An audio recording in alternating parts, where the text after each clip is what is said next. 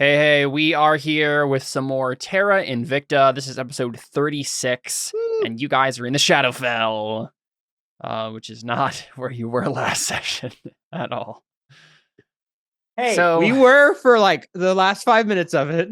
well, yes, I suppose. We are. So when we last left our heroes, they had infiltrated the shrine. That the jungle temple that these 8 demons had taken Avner into, and you guys. When we last left our heroes, they were still heroes. Now they're zeros. This is more proof that we shouldn't have gone after Avner because now we're in the Shadowfell. Well, you went to the best part of the Shadowfell. Let's be real. It could be much worse. So you guys got cornered. The 8 demons were fine. Everything else was not so fun. And you guys got cornered in a cave. And as a last-ditch opportunity, Taequi used the candle, which I gotta say, I kind of knew that if you were going to use that candle at all in this adventure, it was going to be in this in Fogmire, in the cursed jungle that you can't escape from in one way or the other. But so that's why I was kind of hoping that the whole adventure that you guys would use it, at least you just burn it for a little bit, and then the usefulness of the gate ability would be gone, and you're stuck forever following my plot rails. But it's fine. I'm not actually really concerned. We're not going to totally derail the campaign or whatever here, because Taequi has sent everybody to the Court of Stars, also known as Shabolba. Right? The place where Miggy, now known as Mikhail, has set up base camp. First thing first, though, before we actually jump into it. Is that closer to his actual name? Yes. Well, it's Miguel. Yeah. Yeah. It's funny how he became a god. He became more of his actual name than different. Than internally, yes. Yeah. And before we get started, I do want to, for the stream, and just so we're all on the same page, if you didn't see my message earlier, talk about the movement rules real quick, right? So last time we kind of were playing fast and loose with how you can move other party members around, but I think I've come to, some people were suggesting just do grapple rules, which means you can only move half your movement while you're dragging people around, but that doesn't really make sense if they're willing to go with you, right? It makes sense if you're grabbing someone and dragging them around. But if you don't have to hold them in a headlock or whatever, you should be more free to move around than that. And so what we're going to do is we're using the variant encumbrance rules. So we'll do it's 5 times your full weight that you can, or 5 times your strength score that you can carry in weight. Before you get encumbered, which means your movement is decreased by 10. And you can move up to 10 times your weight before you are heavily encumbered, which means you have disadvantage on a bunch of stuff, and you are your movement is decreased by 20 feet. And otherwise, you have to spend an action to move someone. You're not just dropping, picking up a shield off the ground, or sheathing a sword. It's not. You can't really do it as part of your movement. It's more significant than that. If you were picking up a halfling and throwing him over your shoulder like a sack of potatoes, maybe. But it should be an action that you're using to actually move someone around as the use on object action. Except if the person is willing to go along with you in terms of and has a reaction available. So what we'll do is you can spend your reaction as the character who's being moved, right? To basically what is the equivalent of, Taequi grabs Anna's hand. Anna spends a reaction to just, stumble along with Taequi as she's being dragged around. Not so much jump into her arms as just be dragged around by your hand, and you're still standing, right? So Taequi doesn't have to physically carry you, but you're kind of just going along with wherever she's dragging you. So those are the two options you can use. Yeah. Those are the 2 ways you can do it, right? It's either an action if the character isn't going to spend a reaction or can't spend a reaction, you can still move them as long as you spend your action to do so, and as long as you can still carry them weight wise, right? Anna might have trouble carrying a really heavy dragonborn or something like that, right? I'm so weak. Yeah, exactly. But I just become not so. I become normal speed when I try and carry someone. The clear solution is to just cut the person in half and carry them in chunks first. Okay, yeah. Well, that will cost an action first, though. That's Just fine. a couple actions. Yeah. Yeah, so that's how we'll do it from now on. Okay, but I do have one question. You said 5 times your strength score? Yes. So you can carry up to 5 times your your modifier or score? Score. In pounds. So I can carry 510 pounds. No. Oh no, what? I'm sorry. Hold on. Your strength is 11. 55 pounds. So 55. Yeah, sorry. My brain is. I'm told you, I'm tired. I can carry 55 pounds. Okay. You're currently wearing 150 pounds of equipment. So this is the thing, guys. We have not been using these rules at all the entire campaign. So I think we have not been really doing encumbrance. We really haven't, but we probably should. I'll let it slide for the rest of the adventure. But I think I didn't realize, because we were already said at the beginning of the campaign we were doing the variant encumbrance rules, which is this is the way it works, right? It's 5 times and 10 times. We did? Yeah. And when we were making our rules, the like session 0 that we did, it's just hasn't come up because we keep forgetting things like this. Yes, in theory, Audrin should be heavily encumbered at all times. I don't even know if it's possible for him to carry this amount.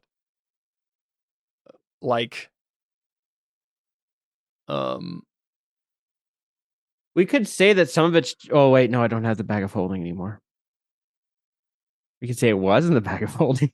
Wait, how are you carrying 150 I mean, pounds? right now I have... Yeah, that's what I'm wondering. 5 pounds of stuff on me, so I am great. Mine says I'm holding 122 pounds. Okay, I don't know it's not changing it when you put stuff on or off your character sheet. So it's counting all of the things on here, even the things that you don't have marked.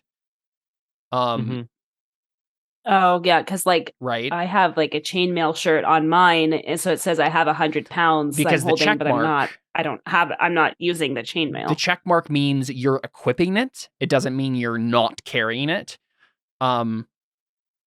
So in theory, right, if you have an item that's not in your inventory, it shouldn't even be in this, but that doesn't make any sense because I don't know where else you would put them. I guess you could put it in your This is why I never look at equipment stuff. Yeah. With dragging people around, that makes sense, like to look at weight and stuff, because the difference between a halfling and a giant, right, but is obviously huge. The issue there is if we are keeping track of that for the purposes of dragging people around, we have to know how encumbered you are to begin with, right? So I say... So it depends. Let me but I mean... Let me look at encumbrance. Yeah. Is there a different rule that is more... is a little bit more forgiving here? We could just say moving someone unwilling is an action and moving someone who's willing is a reaction. We could just simplify it to that. I think it makes sense to take into account weight because someone like Deli is much easier to actually, like, if we're talking about, like, because this has happened multiple times in the campaign too, where someone's like been down and you have to carry them away, right, from like danger. Like Takew's like throwing people over her shoulder, and we, in that situation, we actually looked at the weight and knew that in that moment Takewee could carry the person. We like actually did those calculations, and so that's when it actually matters. Let me Do you think it's going to matter at this session? It will not matter at this session. I just wanted to look real quick to see if I'm reading the rules correctly, like if I was correct at the encumbrance of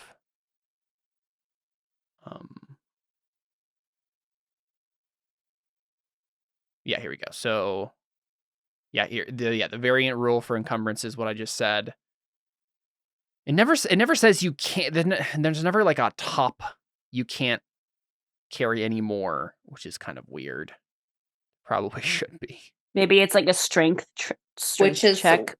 No. I like that there's no top limit and that I just am slowed down by 20 feet. Oh, sounds great. Up to your maximum carrying capacity. So your maximum carrying capacity is I assume. Actually, I don't know. Your carrying capacity is your strength score multiplied by 15. Okay. So we have 3 levels here, so right? It's I probably can't even like carry Takeweed like with armor, or she isn't armored. So I don't have armor actually. I think Deli is actually the heaviest one because I literally have 0 armor. Yeah. So this is what we'll do. I like probably weigh me and Anna probably weigh like the least because these rules have been important in the past, like being able to move people around because people keep going down and stuff. I do want to like have rules for this and like actually pay attention to them now. Mm-hmm. But we'll ignore how much you actually carrying part of it until we're finished with this adventure. And as we kind of start up the next adventure, we'll take account of everyone's stuff. And then you can decide, what am I leaving at Far Shore, right? What am I putting away in a chest somewhere? What am I actually carrying with me? Mm-hmm. And then we can start measuring encumbrance from there. Well, when things are like settled, I mean, if we get the bag of holding back, it might not matter. That's true. Because that's the reason it doesn't really matter as much for me because everything is in my bag. It didn't matter before, probably a lot because of that. But I want to like take stock of that when we start the next adventure and like make sure our ducks are all in a row for that. So, but we don't need to do that now. So, okie dokie. So, artichoke. The first thing we see, right, is a kind of dark city. Right in the Shadowfell, we just see this like starry expanse, and I'm thinking like it's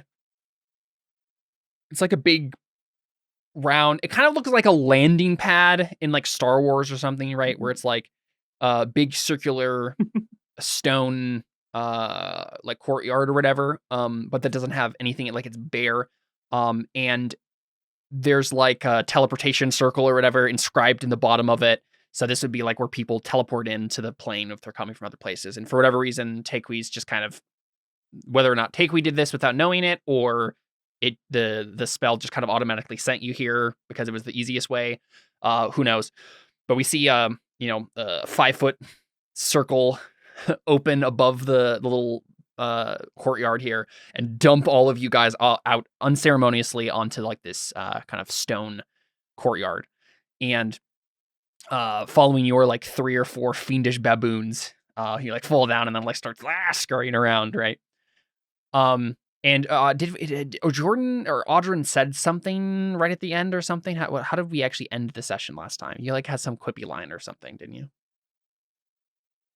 I did. I don't remember what it was. I know that they said something. Well, Audrin says it. And there's probably a moment of like everyone just kind of like getting their bearings, right? And you see that you are in a city, right? Like to your like left. You're kind of like on the outskirts of the city. So on your right, you see just like a big wall. I do remember actually. Yeah. Audrin said,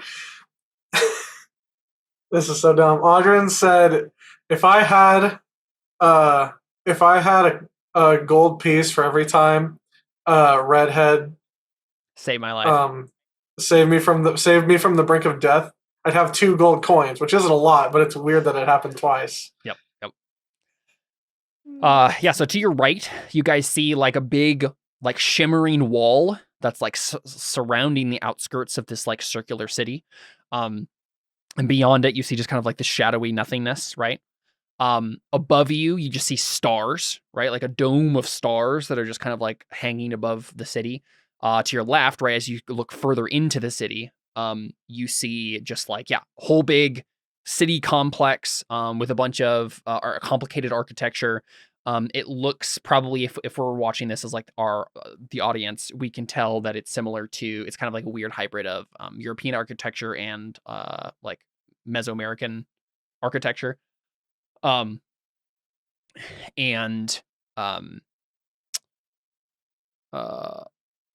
You also see like it's filled with gardens, so it's not just kind of this like bleak,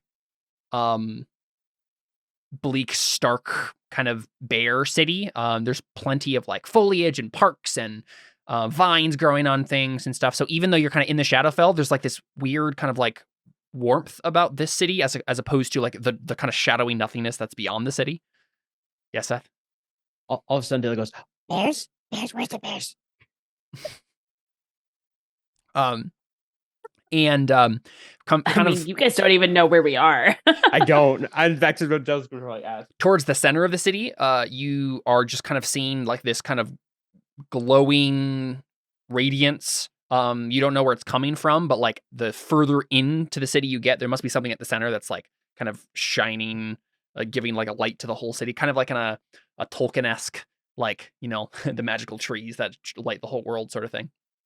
So it's not a sun, right? There's only stars overhead, but there is some sort of kind of warm sun-like light coming from the center of the city. And you see probably like one or two kind of winged figures high above you, kind of circling. But you don't see anything else right away, like any living creatures. You can't really identify the things that you see above you. But yeah, there's these fiendish bamboos that aren't like attacking you, but they're just kind of like scurrying around, like obviously like in pain or like distressed by like the place they're in or something.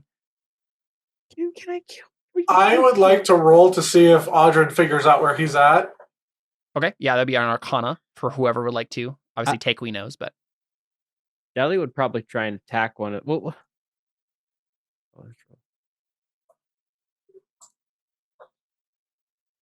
no. Yeah. So Audrin, you have a guess, right?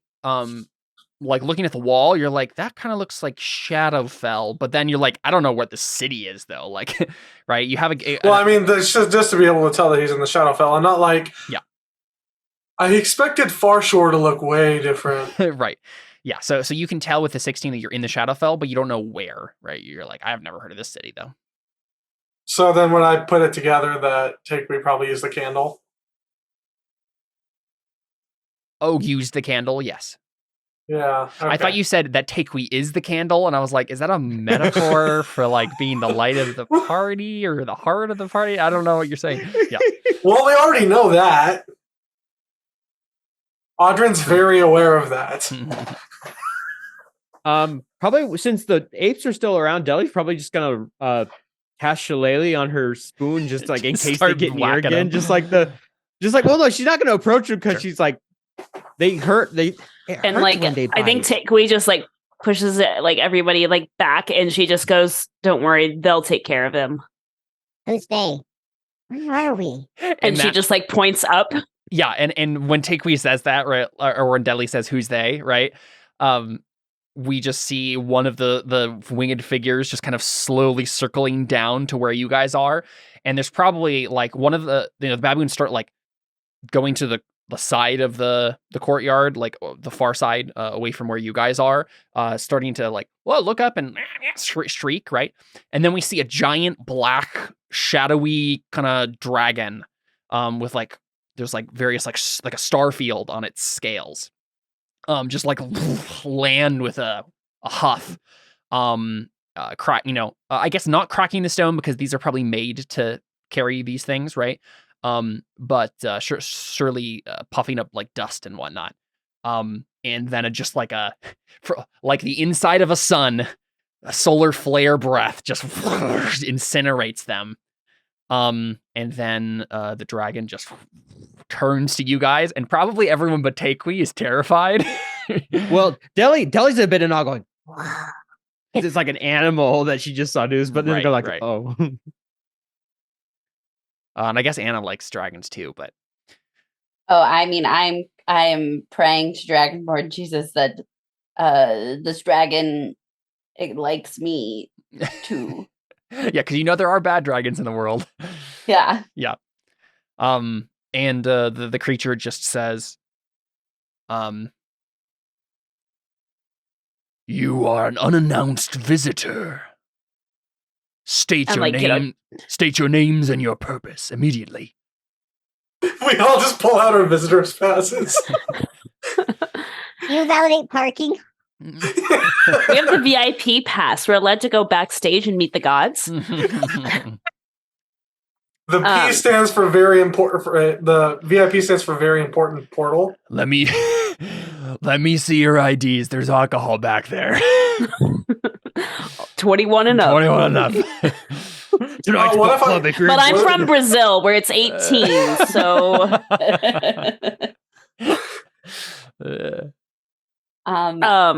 Takewee was just like, because I mean, she's down to like 1 hit point, so she's just like, Takewee of the blank tribe, and she's just gonna say, I'm part of the Bitter Curtain. I'm here to see Esh. Okay. Make a charisma save, right? You're not like trying to convince him of anything yet, but this is like your first impression roll. Like Okay. you've done in the past. Man, I'm really wishing I had that charisma cloak right about now. Oh well. Charisma save or just a charisma save? Check? Yep. Okay. Oh man, why didn't I have advantage? Yeah, too bad. It's not bad, but it's 12. Like, I mean, it's not catastrophic, right? Like he's not going to take you into custody or whatever right away.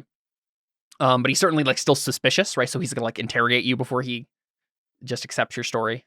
I would step forward and like kind of bow my head a little bit and just say, my name is Joanna. I am part of the Order of St. Cuthbert, follower of Dragonborn Jesus. And I try and like look up and like blink my eyes to try and get my like draconic presence part of my subclass to like flash a little bit to be like, I dragon. Okay. How about you make a charisma save too, Anna? Okay. No. Oh no! Why are we not rolling with advantage? I know. I wish it was persuasion because then I could re-roll it. You're not rolling with advantage because you didn't order extra meat. So I think, he just kind of like flares his nostrils, and says, "Well, my name is Ayal, the guardian of the sacred city, and the one who will incinerate all interlopers. The fiends there, they had there was no opportunity for them to explain themselves, and there will be there will only be a short one for you to explain yours. Genasi have been welcome in the past, Takewee of the whatever tribe you said. It's a very important tribe. She just definitely name dropped. Sure. Okay. And I think he probably understands that, right? But he says, there have also been traitors. And you probably know that in the history of your like family, there's probably been a person who like turned against the ways of Shibalba and whatnot, right? Yeah, I mean, I even Takewee herself has complicated feelings towards the Pantheon. Yeah. She just says, Esh gave me the candle that gave me the candle to give me the power to come here. And she then flares up her produce flame of the radiant power, and he gave me this power. I'm in desperate need, and I didn't know where else to go. Okay, yeah, that's a persuasion check. Okay. I think we'll do it at disadvantage because of your failed rolls here. Okay. But if you want to tell us something about Takewee to get advantage, right? You could cancel it out if you'd like. Yeah. I mean, because there's plenty of stuff in Takewee's backstory that might be relevant here, right? Yeah. Was there ever a point that Takewee knew or spoke to someone who served the Pantheon? Obviously not Order of the Bitter Curtain per se, but someone back in your homeland. What was your interaction with them? I mean, I think it's more we were told the story, all the stories that were passed down through generations of Xbalanque and how Xbalanque sacrificed himself for these riffraff people who then stole the we have a very complicated relationship, right? Because Aria, gave the blessing back to the sister who was originally cursed, right? One note there. I was thinking about that name the other day, and I was like, I just don't like that. It's just Ari with an A added at the end of it. And what I looked up why I chose that name, and I realized I found a Hebraicized version of I just typed in Ari whatever and found and Aria is a Hebrew word that means lion, but it's the masculine form. So I found the feminine form of that And so I think we'll actually go with like final name for like Ari God is Araya,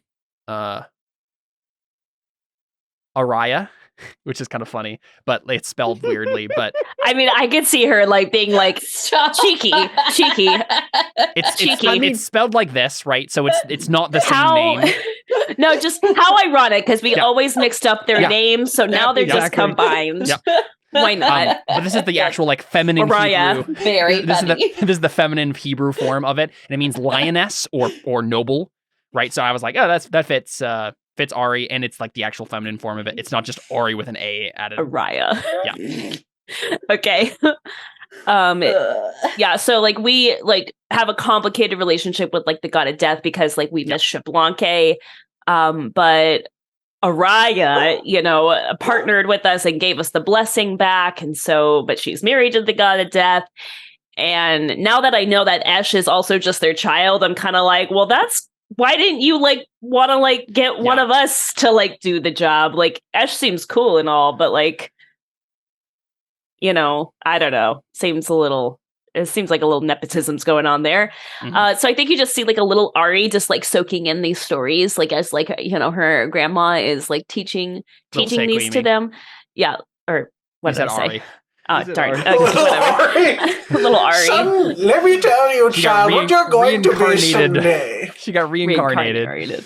Yeah. No, little Taekwee just, sitting and listening to these stories. Yeah. And I don't know that any of the people in our tribe would have, because our whole thing is that we don't worship the Blessed Sister, but we certainly like they're almost like a god in our eyes. And so it's probably more like we have like respect for Araya, for like helping us get that back, but we don't worship them. Like if anything, like it's more because there's that bitterness that like Xbalanque like is gone. Yeah, they're the usurper gods. Like even if they are good people, they still stole what's yours, right? Right. Little bitterness behind the curtain. Mm-hmm. Yes, you could say. You know what's funny though? So with the name, right, Araya, I think probably what's happened in the legends is this because Raya kind of disappeared off the face of the earth. I think the legends about what Raya did and what Ari did kind of got blended together in one figure, right? So everyone has kind of forgotten Raya entirely because like Ari just kind of weirdly took on all of those things that both of them did into like one, as it happens in mythology often, right? Two figures just kind of get smashed together and become one Some entity. say it was two separate people. Yeah. Some say it was one. I was going to say that Miggy just also was confusing the two. Eventually he just merged the two because he was just like, I don't remember which one. Yeah. And Darius was completely and totally forgotten along with Toity. Well, no, he was considered the Toity made a name for himself, man. He's that's right. Succeeded at his goal. I think actually Taekwee like knows like one of his songs. Apparently, I think she said. I think so. Yeah, there was something like that happened. And then Darius is considered the like previous holder, right, of the both death and life. So he has a figure in the mythology. It's just and also we know Darius because he's the guy that got Xbalanque killed. So yes, also true. So Darius is definitely a legend for sure. Yeah. Yeah. Go ahead and take advantage, and you can do a straight roll then. Oh God. Oh well, that didn't really help at all. In either way. Nope, it really didn't help at all. Nothing really changed at that roll. Nope. Go ahead. Oh, in the Pantheon, I think Tepin's probably still alive. Because he's still in the ring, potentially. Oh, Tepin is. Yeah, you're right. No, sorry. No, Atabai. Well, No, because Atabai had the ring. I don't remember who had the ring at the end of the campaign. Well, the thing is, Tepin got out of the ring. Remember, he got his own body and became a new person. Atabai is still a new person, but they're all just mortals, right? So I think they just lived normal lives and died. But he had the ring. So when he dies, he makes you go into... in. Oh yeah. I think it was Atabai who had it. Yeah. So he would still be alive. I don't. Okay, so this is the question. Would he want that though? I think he might have just given it to someone else, right? You know what? That's true. He's probably like he wanted to get out of it. I have done this before. I did not like it in. Yeah, exactly. So who knows who ended up with that? Maybe it's the one that Delia. No, because of the common. Cool. So with an 11, again, these people like can sense that you're not like inherently evil or whatever, right? But they probably won't take me to Ash. No, I mean they're probably gonna like take you into custody to like figure this out. They're like, okay, we need to like have a conversation and like. So unfortunately, this is gonna delay us. Is really what it is. Pretty much. That's the consequence. Okay. Because eventually it will be sorted out, but you're wasting time now. Right now it's the matter of crap. We have Lyrith and Conrad, and do I have to spend a week in court again? What if I thunderwave him? Oh. No. Yeah, Deli does not want to go into a prison, but she also knows that she will die if she does anything about it. Oh yeah, I mean, like we're all way too weak for this. So, are they even speaking common? That's true. What are they speaking? The dragon knew common, so he probably did. Yeah. Okay. Yeah. So. I think we just probably caught from there because we don't necessarily need to know how they got you transported, but you're just like in a prison cell now, right? What? Do we know what happened, or does anybody remember what happened to that one void dragon that was like against us and then was with us and then was against us and then was with us? Ix. Yeah, he ended up working for Miggy by the end of it. Right, because Ix and Ari like worked together to like redeem the Void Dragons, right?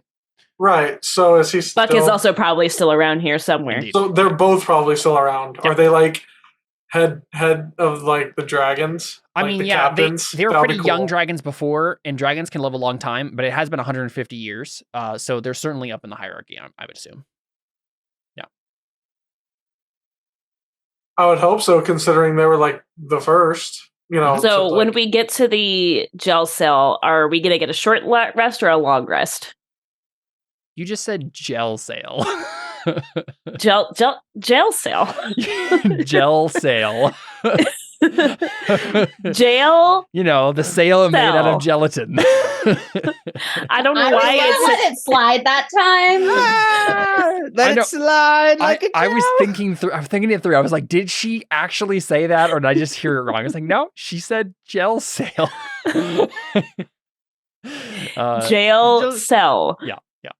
I would think it's probably like a large cell, right? It's our William cameo for the session. Oh, hello. It's the William cameo. You're welcome. This is why you all really tune in, right? I can't wait for the end of this campaign, like the whole campaign, so we can have the super cut of William appearances. The comparison. And then we do another one with Phineas. Finn, yeah. Wait. Wave. Wave, baby. Wave. Say bye-bye. Say bye-bye. Wait, baby. Oh, he's so cute. Okay. All right. Oh, there's the wave. Okay. Of course, Risey walks away. Huh? Waving off camera, Yep. Okay, sorry. So short rest or a long rest? I would say short rest. You can get a short rest and then I will play a Song of Rest. Yes, go ahead and so everybody gets an extra D6.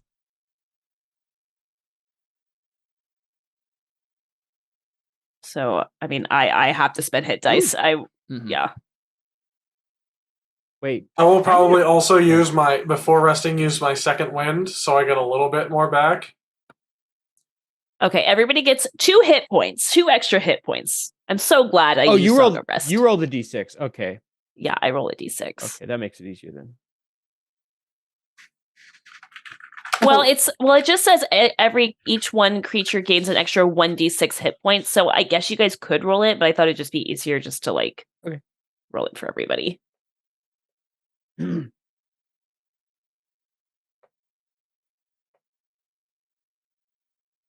Oh yeah. Oof.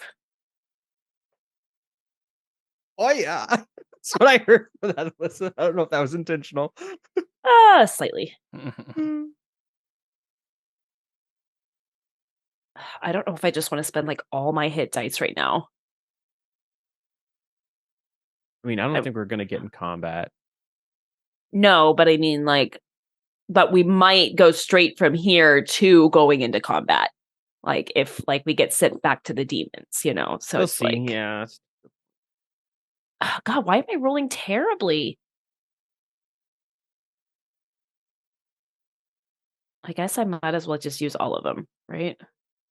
Oh my gosh, what the heck? I'm not even gonna get full hit points back at this point. Go. Wait, do I? There we go. Okay. Now I'm back at full. Finally. I am back at 50. Wait, did something happen to the Pearl of Power I had? You should have it. It's not The in my one character pearl to rule them all. It's not in my character sheet. I don't know why. I don't know. It's one of the items you got back, isn't it? Yeah, Yeah. no, we got it afterwards. Oh, then That's yeah, why I I'm don't- so Did you just confused. delete it accidentally? I don't know. I just didn't see it. I I'm would like, just what? re-add it because That's what I'm we doing. have it. That's why I was asking, like, if something happened because I just didn't see it. Okay. Okay. Weird. That will give me a third level. Oh no! Wait, did I already use that?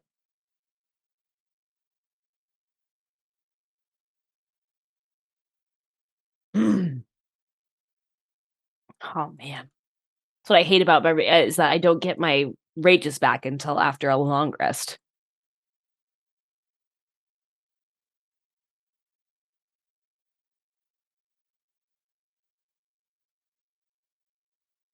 Oh yeah, I get my key back.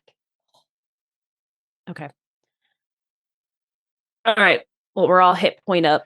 Cool. And I think Takeway some- plays a little hoon as we're all Yeah. sitting there. nobody knows the troubles I've seen. Nobody knows the my Dragonborn Jesus. sorrows. Um. Amazing grace. So, one quick note about like as you guys, Sorry. well, speaking of that, as you guys were taken to the jail cell, you know, obviously we as the audience cut there, but you did notice that there's a bunch of void dragons flying around, right? And various like it's usually void dragons and stuff that were coming in and out of these like teleportation pads or whatever it was, right? But you also see a bunch of like will-o-wisps like flittering around as like the little so not just like willow, but like, you know, you see a bunch of the little balls of glowing light kind of like acting as messengers or servants or whatever. And yeah, I think the person who comes to talk to you is, let me look at my notes here. Navarro. Can you imagine? He's become like some paragon of virtue. Can you imagine paladin, Navarro immortal working for paladin. Miggy? Yeah, I know exactly. Oh, yeah, that's a- I don't what think a- Navarro has the could let go the ego Yeah, for that. yeah. He ruled Brazil as long as he could and then died. Married to his weird Yuan-Ti, not Yuan-Ti now bride. So the person who comes is someone who we as an audience recognize. Obviously, you guys don't. Was her name Juanita? Yes, his Latina bride, Juanita. Oh boy. It is a woman in a kind of gossamer dress. And she walks in, and the like kind of prison whatever area that you're in, the cell is like super big. The outside of the cell is super big, so that dragons can come in and out of it, right? And so Ayal is back there, right? He comes back. And then there's a woman in a gossamer dress. It's not Ari. It is Wisdom, right? It's Sophia. And she walks up to you guys. You guys probably don't recognize her. Takewee might. I guess you can make a religion check if you want to Sure, why not? recognize her from Order of the Bitter Curtain stuff. Not that it matters too much. I mean, yeah, even with it's not gonna matter too much because she's gonna probably introduce herself. Yeah. But so Not she rolling rope, says, I am told that you are seeking after Esh. My name is Sophia. A Yal here has brought me to interrogate your story. I can tell when people are lying to me, so I will be able to decipher whether or not you can be trusted in this place. You, Takwi, state your purpose. My purpose is to get back home and save my friends. What is your purpose in coming here? To get back home and save my friends. What is your purpose in life? So I mean, and she just says, she like restates that and just says, we just need help. Esh is the god that I serve, and so he was the first one that I thought of. He's the one that gave me the candle to begin with to use the gate spell to come here. Yeah, she nods slowly and she says, Esh was not given leave to give you such a powerful artifact, which is why we are in the situation that we are in right now. He is also not here at the moment, on business elsewhere, so I cannot take you to see him. He has been given a message, but I don't know whether or not he will receive it or will arrive in time. I can see that you are a servant of the Bitter Curtain, but that does not mean that you have leave to enter the Court of Stars. There are sanctions in place for your safety as well as ours. I understand. I died recently and forgot everything. I just remember screaming at Mikkel, as you all call him. Yes, and that, as you can imagine, has soured this meeting more than it needed to. Way to go. I'm sorry. I guess I'm confused. She's like, that's one of the reasons that we're not like giving you a welcome with open arms, because the only time you've actually had a chance to talk to one of the gods in person, you just screamed at him the whole time. Well, not the whole time. Right, but and you don't even necessarily remember all that you said, right? And so apparently you said something. This woman is like, yeah, Takeway just like, wait. So wait, she said that the last time she was there, she yelled. So Takeway died, went to the Shadowfell, was greeted by Miggy, as all people who die are, and Takeway apparently yelled at him. But is she speaking? Is she saying? Well, not common? Yelled at him. Yelled like just like out of like sure. No, like yeah, but that's all. He's also the guy. You told me very specifically. He's also the guy who usurped your people's. Yeah, no, she definitely told him off, probably, but exactly. you know. Would Deli have saying heard? This in common. Okay, so at this point, Deli would perk up and say, "Wait, what about Madoc? I've talked with him before. Could we maybe see him?" She looks distasteful, like has a bad taste in her mouth, and she says, "It's because it's Madoc." Yeah, he says, "Madoc is here, unfortunately, investigating something, and." Discussing business with another one of the Pantheon, but but Madoc is a special case. He does not rank with the other Pantheon in the same way. Could I talk to him anyway, potentially? She just kind of doesn't answer you and turns back to Takeway and just says, and Takeway, anyway, keep going. Well, I think she was just going to say, like, you serve the Bitter Curtain, Takeway, but the Bitter Curtain doesn't serve you. No, I'm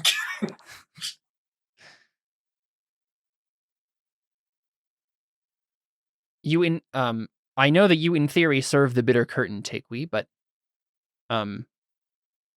that did not give you leave to enter here. Takeway just goes, I didn't know where else to go. We panicked. I apologize. I really, truly do not even want to be here. I want to go back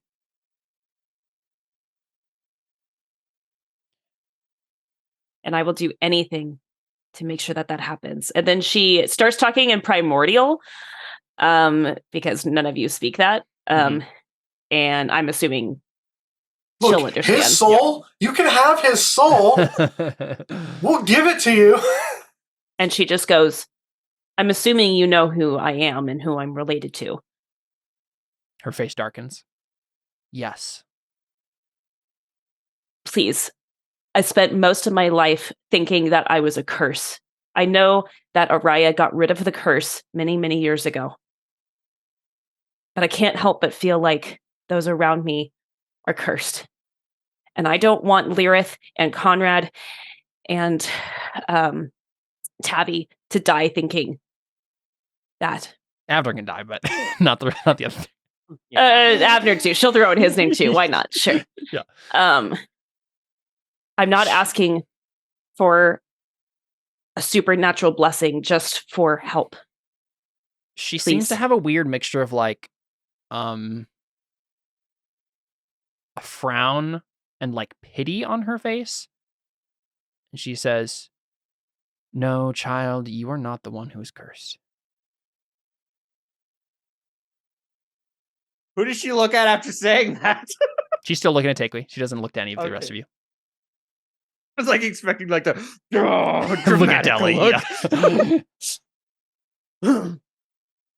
Yeah. Turns out the cursed sister was the friends we made along the way. Yeah, you guys are all just the average sisters. Yeah, we're Audrin's angels, thank you very much. Yeah, we're not the average sisters, we're Audrin's angels. Yeah, so she says, right, like, you're not the one who's cursed, child, and then I think she says, there are still questions about your purpose in coming here, and while I believe you, I am still unsure as to the best course of action. I will need to confer with the rest of the Pantheon, at least those who are here in Xibalba. But you will have to remain here for some time, I fear. And I know that a delay could cost your friends' lives, but there is a matter of safety and security to be considered.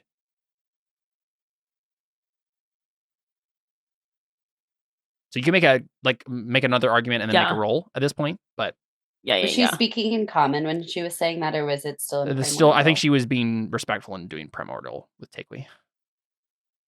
I mean, really the only reason she spoke in primordial is because she doesn't want anybody else to know about the blessing. So if she's not referring to that, then it's fine. I think throughout the whole thing, she kept doing primordial. Okay. She might switch back if you switch back, but okay. So let me think. Oh, Krista, she just said there's safety. Basically, there's some sort of safety concern or thing they're worried about with you being here that they need to confer about. Okay. She seems to be dancing around something that she's not telling you about that, because it seems more than just like, oh, mortals showed up, right? Right. Oh, it's because of the tattoos. Well, and that's something Takeway because you're not allowed to have tattoos here. They're illegal. Man. No, it's fine. Just pay a fine. That's why they threw us into prison. I had the tattoos. It's just I don't have a tattoo. That's true. You're guilty by association. Yeah. To be fair, who knows all those who are friends with those with tattoos must be thrown into prison. I'm a prison girl now. I start tattooing teardrops under my eye for all the people that I've killed. I'm guilty and I know it. Guilty. It's just lit two black lines. I think she's just gonna go. Sophia, wait. Can I ask one question? Of course. Hold on. What is your favorite color? How many licks does it take to get to the Tootsie Roll center of a Tootsie Pop? Well, I am wisdom, but even I do not know that. she just says, "Is what Deacon said true about the markings on us?" She seems to be confused by the question, or at least like blindsided by it, and she just says, yes, of course. So that if you really believe that, then please let us go. She frowns. He must not have explained all of it then. The markings do not mean that you are blessed. They mean that you are important. This could be for good or for ill. Yes, I know that. Even we, the Pantheon, cannot see into the hearts of men. Or women.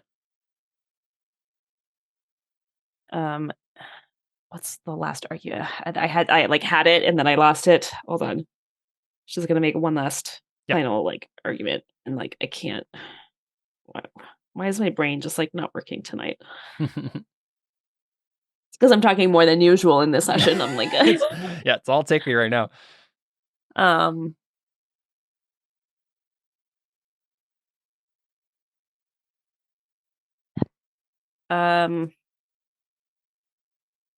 I mean, basically, she's just going to say something along the lines of, and whatever important task you have down there, I'll do it.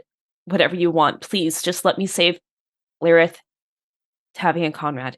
I'm not asking you to do it. Just give me the chance to. Yeah, and that's the sort of thing that if you succeed on a persuasion roll, right, that's going to be very genuine, and she's going to trust that, right? So yeah, go ahead and do it. Okay. 14 is not super great. Wow, why am I have not rolled above a 10 that's today. Wait, are you still speaking in primordial through all this? No, that one shall speak in common. Could I have said I gave her guidance? Sure. Okay, that's a D4. I mean, I don't know if that's going to make a difference, but... I'm also trained in persuasion. I probably could have helped, but... Okay, so 17. Yeah, with a 17, I think it's good enough that she at least will say, "Very well, I will not have you remain here. You will come with me and plead your case before the Pantheon. This way." And she nods respectfully and says, "Thank you." She turns back and she says, "You do not need to thank me, child. I know when someone is being genuine." Well, thank you again. She shakes her head and just starts walking away, and the doors automatically just open on their own will and let you guys out. I want to quickly try and catch up to her and be like, hi, excuse me. I've also died and I don't remember what happened. I didn't yell at whoever I came across, right? She smiles and she says, "Oh no, child, you were the absolute peak of courtesy." Oh, okay. Are there people from Dragonborn Jesus here? I am, for one. Oh. I was one of the only ones left before the Devourers were destroyed. Well, it's an honor to meet you. And she gets a serious look on her face. She kind of looks, and you guys are walking right at this point, and she looks down at you as you guys are walking, and she says, "Be careful, Anna. You're playing a dangerous game right now. Straddling a line. Yeah. And I know you have very good balance, but even you can fall." I just can't look at her. Yep. Because I know I'm a child who has done wrong, and I'm oh no. She knows I put my hand in me. She knows I put my hand in the cookie jar. I can't take it. I can't do it. Yep. And I'm just I can never look at her again. Ever. The shame. Yep. So can Conrad got one of the Phoenix markings, correct? He did, yes. Yeah. Okay. So remind me, when he did that, did one of the others show him their own? Yeah, you all know that me and Anna have it. Well, I just wasn't sure if Audryn saw specifically where it's at on your body or not. Yeah, I said it was on my ankle. I showed them. Yes. Okay. Yeah, one of us on the ankle and one of us on a leg or something. Yeah. Okay, so if it's like potentially visible, or even if it's like not, if it's on someone's ankle, Audrin's like, as people are talking about their experiences with when I died and when I was here and people and all that, like Audrin just like subtly glances down at the ankle, and he's just like thinking of himself. Yeah, I wonder what I said. Well, yeah. Yeah, I wonder cool. if anyone. Well, that and like, I wonder if anyone here recognizes me. If they do, they don't say anything. Cool. So you guys are led towards the center of the city.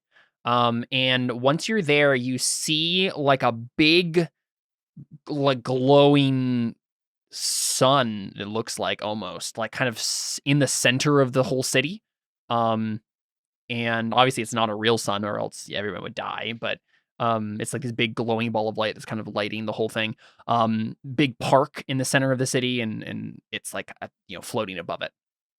I think we as an audience kind of can recognize the way this is, like all the like gardens and parks and stuff are coming up out of the ground here. It reminds us of Darius shaping the Shadowfell when he died that one time and was like hanging out with Death, with not Death, but Xbalanque, and was like shaping like a little cemetery or whatever out of the blackness. Kind of reminds us of that. And there's like a big let's see, a big hole. I'm trying to think if it's like underneath the sun or above the sun or next to the sun. It's one of those. It's like probably, I guess, framed behind and above the star that's like at the center of the city. This kind of like big kind of court / royal palace looking thing. And you guys are led. I mean, you're probably flown there on Ayal, right? And yeah, Deli's probably having the time of her life.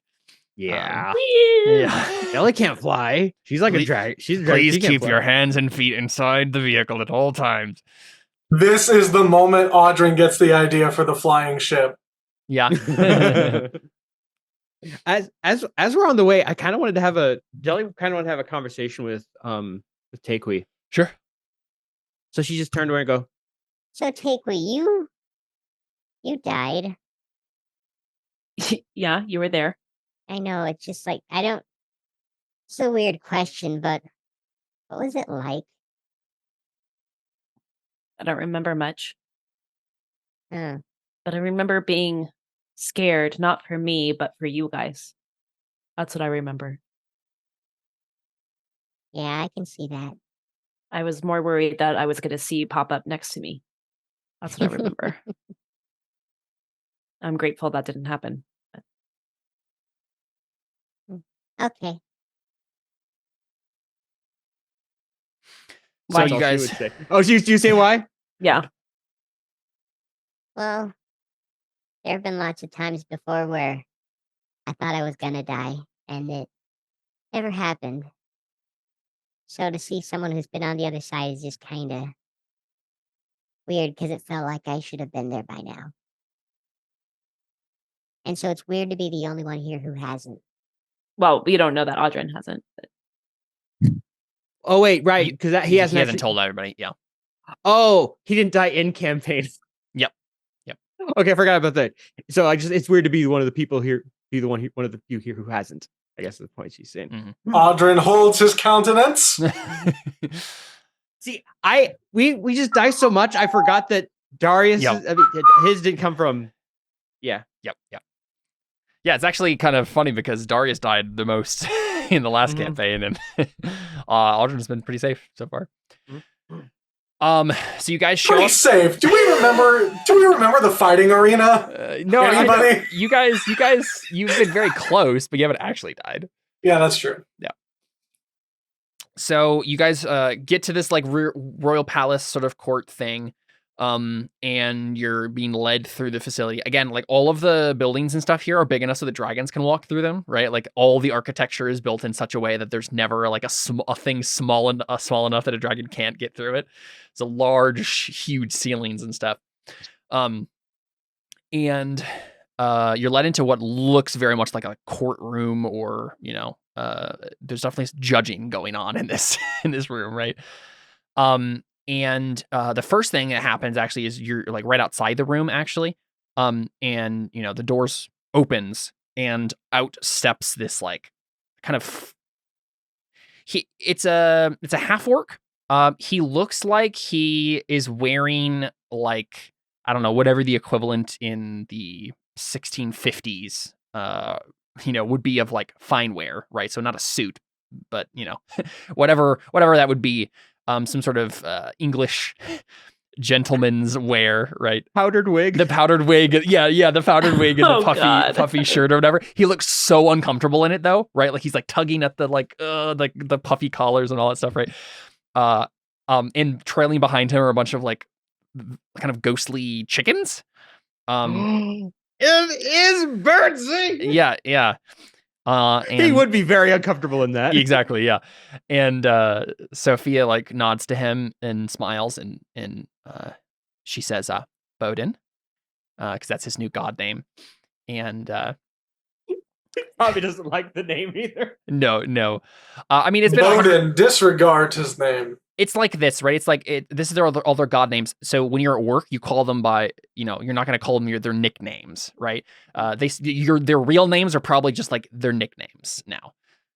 So obviously Miggy and Ari probably call each other by like their old names. But anyone who really only interacts in a coworker capacity are just going to use the god names.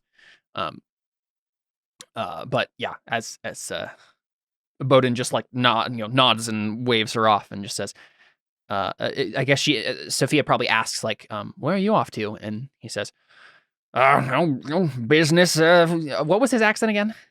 Bougie talk like this. Yeah. He's like, well, there's some business over in the Feywild I gotta deal with. So, don't worry, Prunella's coming with me, so it should be fine. And he just like, come on, Prunella. And then, yeah. Chicken. Deli's just like looking at the spiritual chicken going. Yeah. The chicken goes off after him. No, Zippy, you can't come. And so she leads you into the like a courtroom or whatever. And there's like several shadowy figures up in like these alcoves that you can't really see. And Sophia kind of steps up into the center, kind of like as if she's like an attorney or something. And you guys all are kind of like standing next to like a bench there now. And Sophia looks up at the shadowy figures up in the judging seats, right? The judge and jury, as it were. And she says, I've brought them here to be spoken with. They seem genuine in their purpose and their temperament, but I thought it would be wise if we conferred together and let them state their case before you, before all of us. Mikhail, would you like to begin the proceedings? And I think it's at that point where we just see like the face of Miggy, right? This like god, like, ideal version of him, right? Much more like handsome and picturesque, like Greek god sort of thing, right? Come into focus and into the light a little bit. Because maybe it was like there was like a void dragon like hovering overhead, this like skylight, and so it was all shadowy, and now the sun, the light kind of like pours into the room. We see all of these figures, right? So we see Mikhail. We see Pepe Miguel Poncio, but he's a god. And he has hello, Pepe. He has his fingers like clasped before him like this, and he says, very well, Sophia. We can confer our counsel here.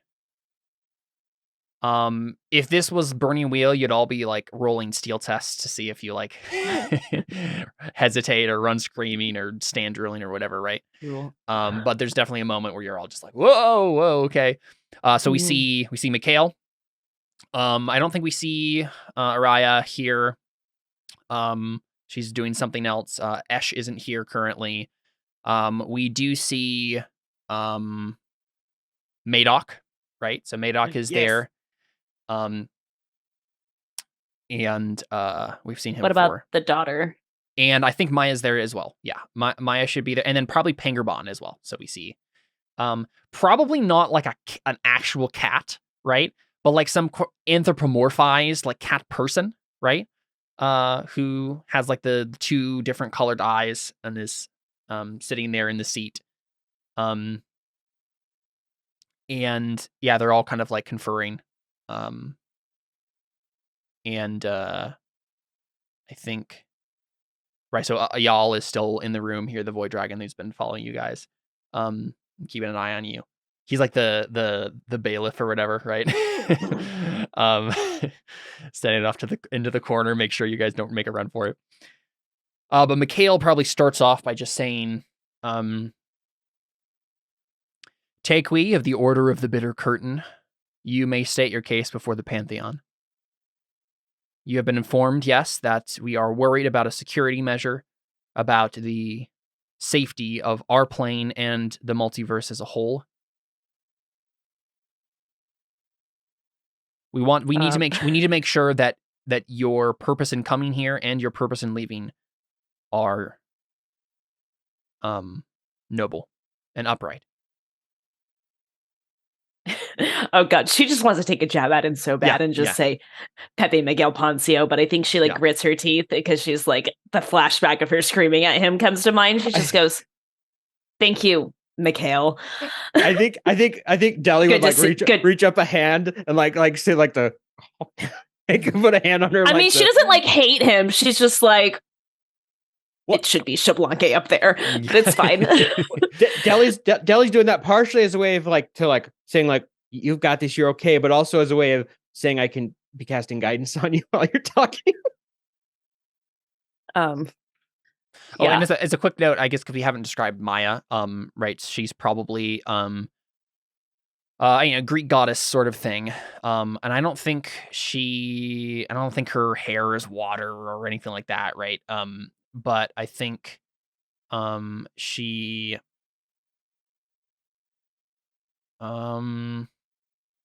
trying to think, wearing like royal blue robes or something. Maybe it's just a blue dress, but I'm trying to think if there's any other like distinguishing feature. I'm thinking like Artemis is kind of the vibe we get from her. So maybe she takes after her mother she has like a ranger-esque vibe about her, right? So maybe it's like, I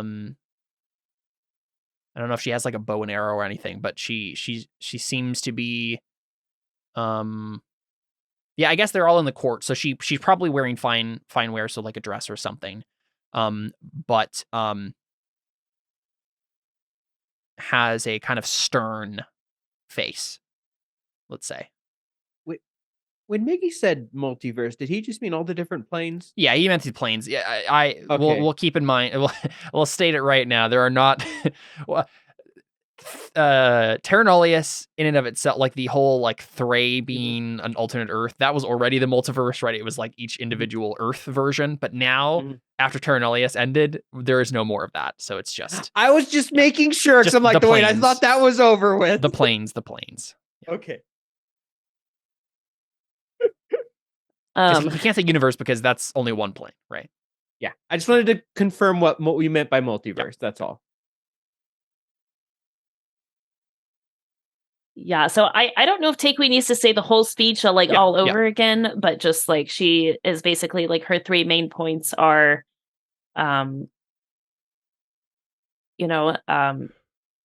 she TLDR, we suck, you rock, help us. Ash gave me the candle. Yep. And so we were in a desperate situation where it was either we get here one way or we got here this way, and we chose this way. because Deacon Ross told me of his time here, and I did not realize that there was such high security measures. So, and she like apologizes for that. And she's like, I did not realize, and I apologize for that. We just simply wish to go back and rescue our friends basically she also wants to say like, and to continue to do the work of the Bitter Curtain and eliminate as many demons as possible. And then she gives her little touching speech about in Primordial, about like please, like, don't let me like, I don't want to be like a curse to like my friends. Like, please just like help me, Yeah, make a persuasion check. And we'll give you advantage because you've been able to get this far, right? And then a D4 from guidance. Sure. Okay. I don't know why, because now I'm just like feeling like I was so confident with persuasion checks, but now I'm feeling like Ari again, where I'm like, no, this is gonna go terribly. I just know it. You know what? It's Miggy. It's Miggy who does it. It's Miggy. It's just Miggy. Whenever I try to make one against Miggy, it's just his presence just makes Alyssa bad at rolls. I guess so. Well, I mean, Ari's probably nearby, so it could just be the presence of Ari too. Yeah, that's what she meant by you're not the cursed one. Okay. Okay. Hold on. 25? 25 is pretty good. Okay, so he nods, and all of the gods seem to have like sympathy for you. Like they're all looking sympathetic. Madoc is just paying attention to you, Deli. It's probably making you uncomfortable. He's like scrutinizing you, right? Yeah, probably what happened is probably what happened is Deli's going like, yeah, Madoc's here. And then after a few minutes, she's going, he's still looking at me. Exactly. Yeah. He's like, he's creepy. What's going on? And after you finish, Mikhail says, give us a moment to confer as the council, and they kind of like all retreat into their kind of shadowy alcoves, briefly talk, and then return. And can I actually make an insight check on why Madoc was staring at me? Sure, yeah.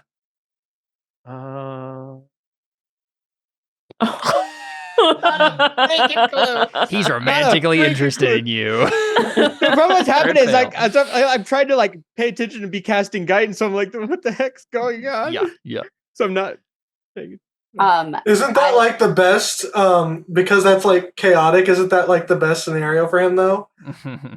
Yeah, probably actually. While they're conferring, I just want to like whisper to Takui in, I guess, because we both speak Abyssal. Abyssal, right? yeah. Yeah. Don't speak Abyssal in front of the gods.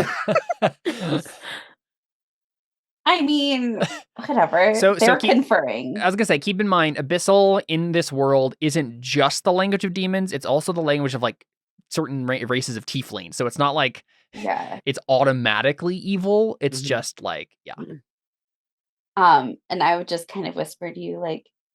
But I also know Celestial. Do you know Celestial? Oh yeah, we can talk in Celestial. That's probably better. That's better. Okay, I would just whisper to you like, I mean, we're all entitled to secrets, but I just want to let you know that if you ever need to talk about anything, I'm here.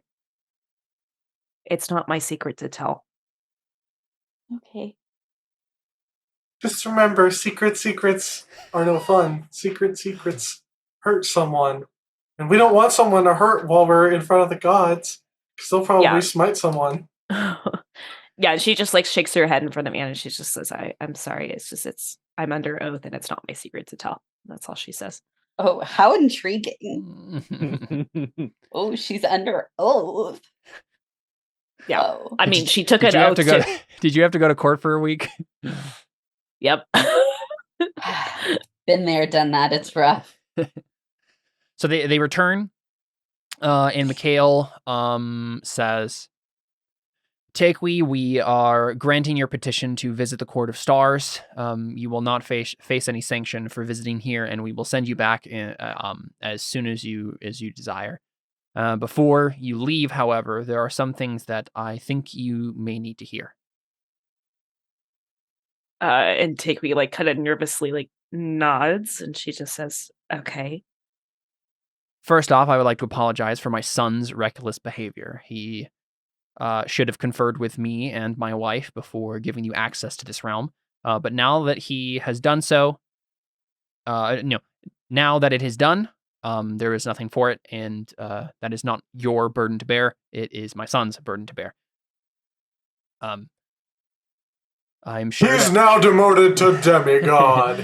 He has to earn his godhood back. I'm sure that he had good intentions as well, and it is not. But there are circumstances that led us to take this approach. I ask that you would forgive us.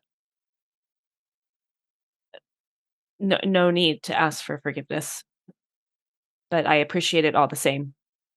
He nods. The thing that I think you need... Yeah, go ahead. I think you need to be aware of why we have such sanctions, and why we are in a heightened state of alert. Okay. Sophia made it clear to you that you are not a cursed sister, and this is true. But something has happened with your sister. Something that... Oh, and is he saying this in primordial or in common? I think he's just saying it in common. And like she just like turns and she just like shakes her head.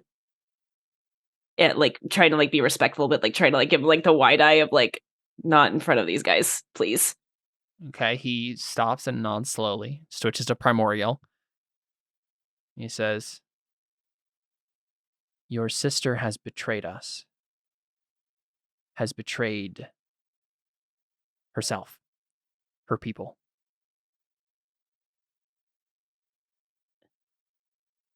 And she just says like, "What do you mean? Zay would never betray the tribe." Some members of the tribe cheered her on. Others did not. But she has turned from the right path. Whispers have clawed their way into her brain and have changed her. She came to this place. And But she's just like confused, but she like doesn't interrupt, I guess. But she like, you can see like the visible confusion. Yeah. And she stole something that did not belong to her. Oh, you freaking kidding me? What was that? I'm trying to think. So I'm making this up off the top of my head. As soon as they had like this kind of like cagey feel with you guys, I was like, okay, I think this is what happened. Like your sister did something. But I'm heart. I want to crowdsource this. I'm trying to think of some like probably an artifact or something, right? That was kept here. That was probably left over from the last campaign that she stole or something from the gods. I was thinking one of the black pearls. Okay, it could be that, but I don't think they would have kept one of those here, is the thing. So she came here and stole something. What happened to the orb of Shinoba? The orb I don't was think put on a pedestal in the outer realm. I don't think it exists I could see anymore. It possibly being... The mask? No, because the mask... Darius's Makaweedle? I was thinking the Rod of Rulership, possibly. That's true. I mean, I feel like you. So it would have to be not really an something, artifact. It would have to be something that she could. That wouldn't be like inherently righteous and good and whatnot, right? So something like Dawnfire probably wouldn't make sense, right? Like the Rod of Rulership was also something that that I believe Tepin had at the end of the campaign, or Atabai. Yeah, but I mean, the gods could have commandeered that when he died. Oh no, it got eaten. Oh, that's maybe I don't remember. Because Toity had it. Because I was thinking the crystal, but the crystal got put on the pedestal too. Yeah, it was the kind of weird alt version of the orb. Yeah. What about Darius's hood? The Death Hood. The Death Hood. Did he still have that? I mean, he died. There's also the sword that had the wish spell. I just pulled up Darius and I'm looking through his stuff now. Yeah. Then my other initial thought was like one of the apples from like one of the trees, maybe. Ooh, yeah. No, that would be here. right? Because Araya probably would have brought it. Probably what it was is it was sitting in the park right below the giant sun, but Ari moved it. That's probably where she is right now, right? She's like finding a safe place for it that's not here. That I like that a lot. I think that's a good idea.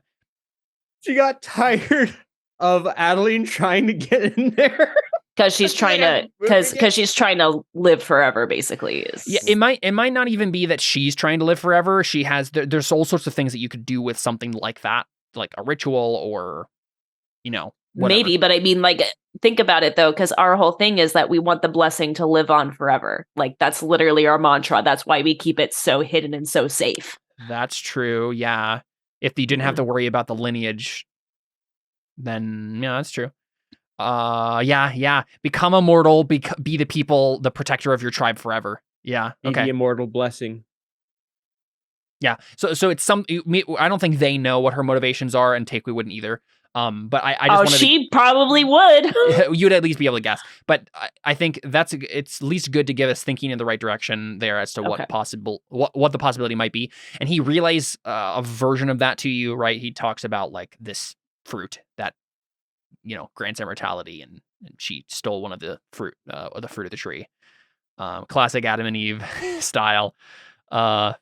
Probably told by a serpent to go take it, proverbial I mean, serpent. we've had issues with serpents before. It's true. Especially there. Yeah, so he says as much, right? He gives you that information. And basically says, like, she has now disappeared. We can't find her. We don't know where she is. She's being hidden by some force that is keeping us from finding her. But when she came here, she had become a blackguard, which is like the evil paladin. Okay. So she was like, something had happened to her. Something had changed her.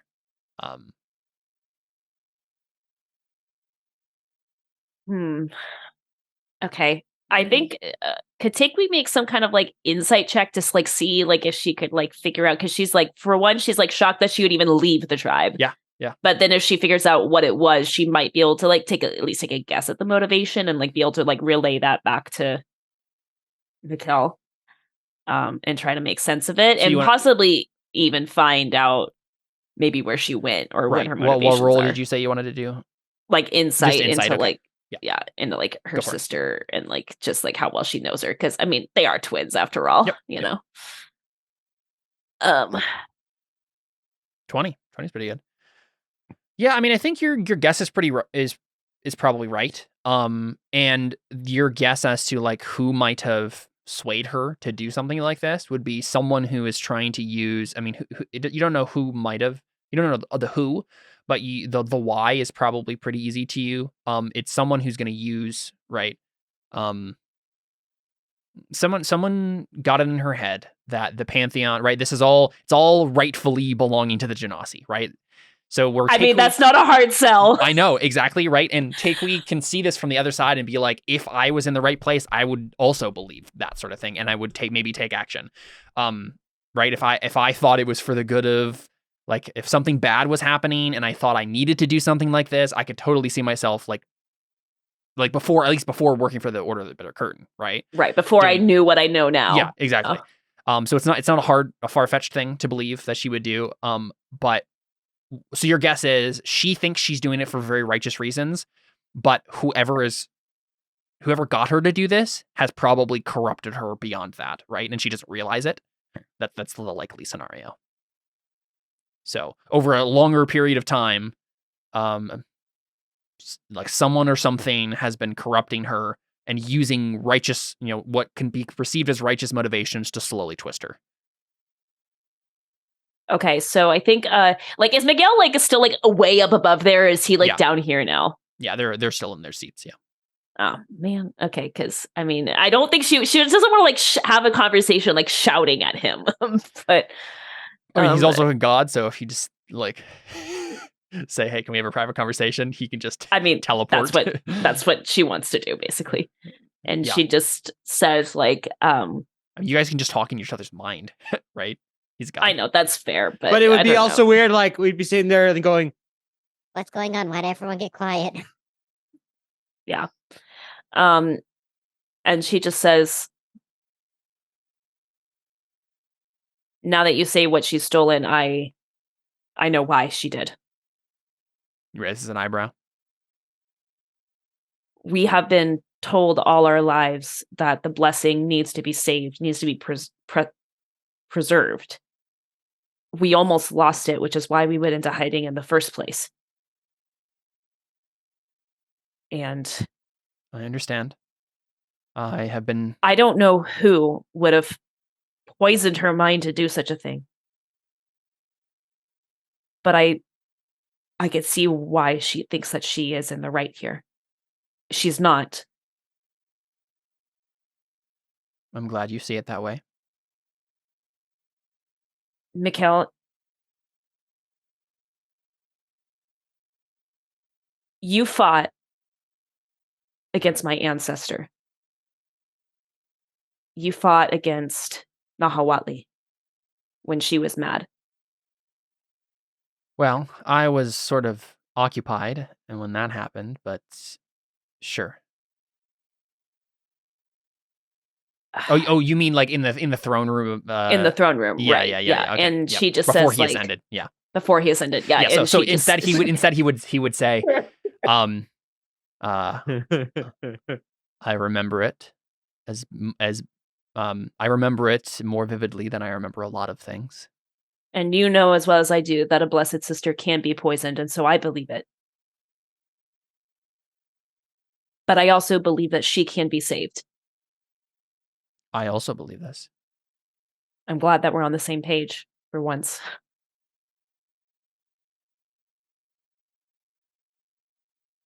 If you have something that can help me save her,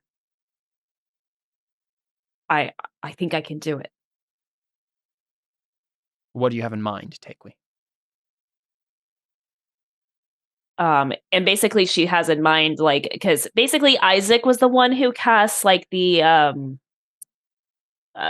he cast like a spell on her, I think, something like that. It was like, I don't know if it was like a cure or something, or if it, because he had the whole madness spell, right? And so she's basically like, if you have something of the equivalent that could help me, other than just like being a sister and trying to talk reason with her, because clearly reason might not, she might be too far gone for that, but I don't know. She's just what I think is going to be cool. I think this is what happens. You got a good roll on this persuasion, right? They're on your camp right now. I think Mikhail thinks about it and he says, she had a weapon when she came, something that was undoubtedly given to her by her new patrons. And you will probably undoubtedly need something to counter that darkness. Something that can redeem where she corrupts. And let's find a cool hammer for Takwi to have, right? Could it be Darius's old thing reformed? Dawnfire. Dawnfire is crazy powerful, so probably not. What about Temperance? Yeah, I was thinking Temperance. Yeah, Willow. No, I don't think so. Oh, well, I'm gonna look at like the actual like hammers in the magic item list and see if there's something that makes sense. Since it's like a redeeming thing, and Ari's whole thing was redeeming in the last thing, would this somehow be tied to Ari? Like Ari's hammer, Ari's magic hammer, or something like that. She did have a mace, right? That was the rod. No, well, I mean, like, Raya just had with a the mace. No, the rod is what I'm talking about. The whatever it was called. Oh yeah, it could turn into a mace. It could turn into different items. Yeah. Yeah. I forgot. What was the actual name of that item again? I think it's too powerful. No idea. A rod of lordly might. That's what it was. Yeah. I actually more specifically meant like would the name just have something to do with Ari, since it's this redeeming thing? Maybe, yeah.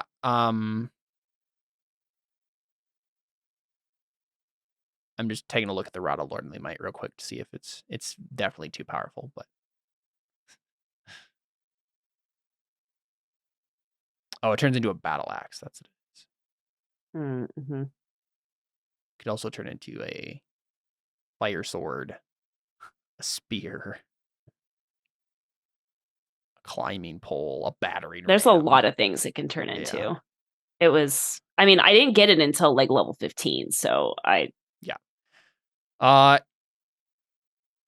and the only other like actual hammer that's not just like a plus whatever, right? Is the Hammer of Thunderbolts, which is just like Thor's hammer, but that's like a legendary item.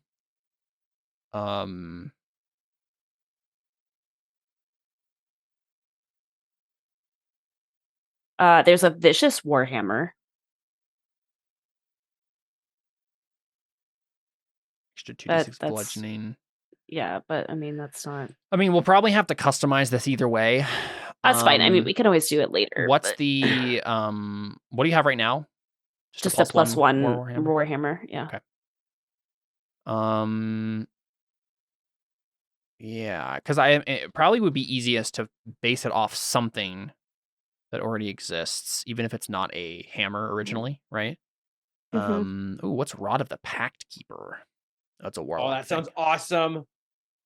It's a warlock thing. It doesn't make any sense. Oh. Rod of Resurrection. Yeah, just give me that, please. That'd be pretty handy. That's a legendary thing, though. And you can't use it because it requires attunement by a cleric, druid, or paladin. Here, let me do this. We could take a break. Yeah, you know what? That's a good idea. We're at a good break time anyway. Let's take a quick break. I'm gonna look through the Dungeon Master's Guide, like by rarity and stuff like that, and see if there's something that makes sense for like the level you guys should be at. Cool. We'll return, and we'll figure out what this weapon is, and we'll also make some rolls for Tavi and Lyrith as they try to go save Avner. One step closer to the end, and we're about to break. All right, we'll be back.